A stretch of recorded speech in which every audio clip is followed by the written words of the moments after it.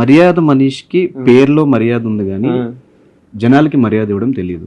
దీన్ని యాక్సెప్ట్ చేస్తారా? నేనైతే యాక్సెప్ట్ చేయను. చేయనప్పుడు ఇమాన్యుయల్తో గొడవైనప్పుడు ఎంత పెద్దగా గొడవైనా ఇలాంటి వాళ్ళు ఎందుకు తీసుకుంటున్నారు హౌస్ లో? వీళ్ళ ప్లేస్ లో ఇంకొకరు తీసుకురావచ్చు కదా ఇమాన్యుయల్తో.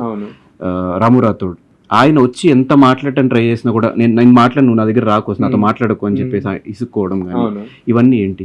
సింపుల్ అంటే టూ బయాస్ వస్తున్నాయి ఇక్కడ మీకు కూడా. మీకు ఇమాన్యుయల్ అంటే ఏమంటారు, is like very lovable person.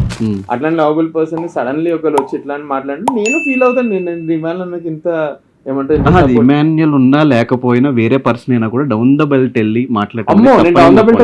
మరి ఇలాంటి వాళ్ళు ఎందుకు తీసుకొచ్చారంటే what is the intention behind this? ఇలాంటి వాళ్ళు correct down the belt comments అంటే చాలా మంది వెళ్ళారు. It is being absolutely abusive and vulgar. నేను అది ఎప్పుడు లేను. ఇలాంటి వాళ్ళు ఎందుకు తీసుకొచ్చానంటే అన్న ఏ రేంజ్ అటాక్ చేస్తున్నారు అందరు నోటీస్ చేస్తున్నారు. అది ఈ అటాక్స్ ని ఈక్వల్లీ చూడాలి.